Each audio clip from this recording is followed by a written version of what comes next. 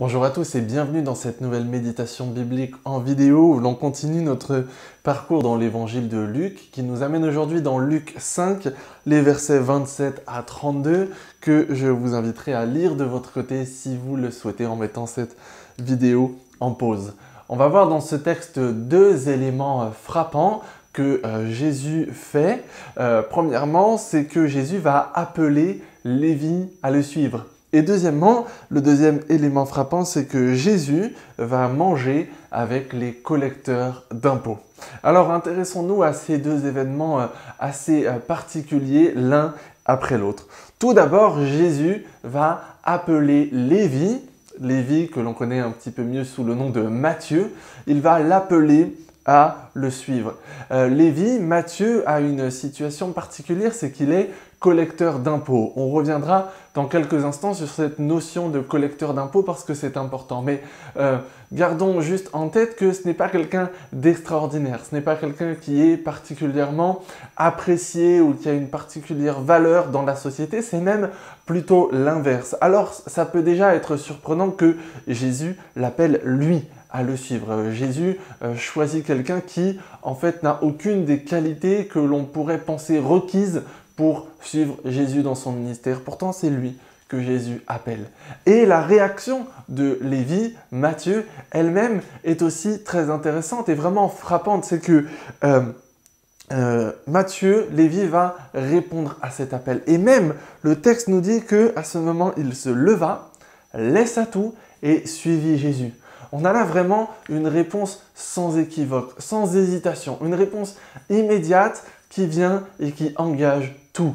Et cela, ça peut nous poser déjà une première question. Nous qui avons ensemble choisi de suivre Jésus, nous qui avons aussi, comme Lévi le fait, choisi de répondre à l'appel de Jésus.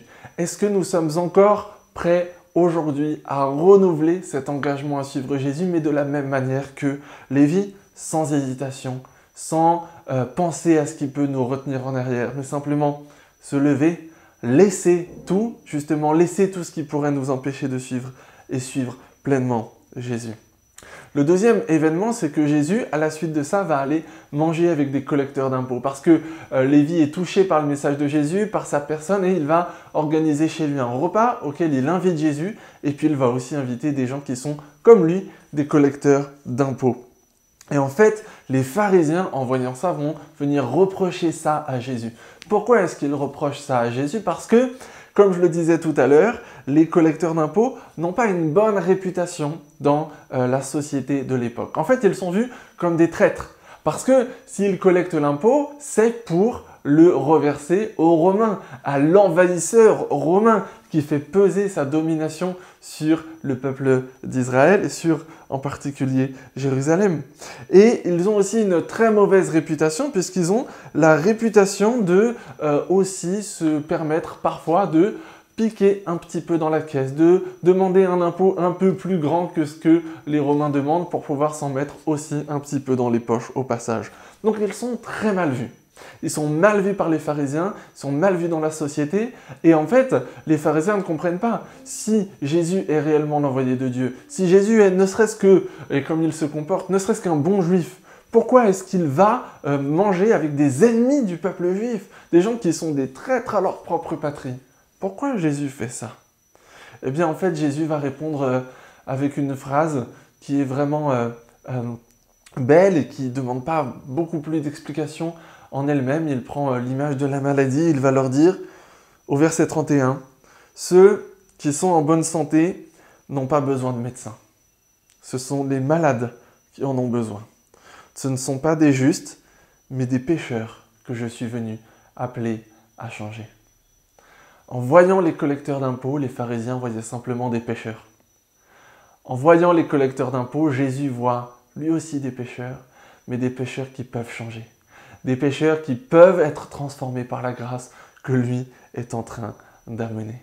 Les pharisiens se croient en bonne santé.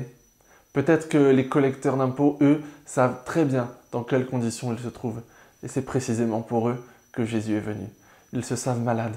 Ils ont besoin d'être guéris.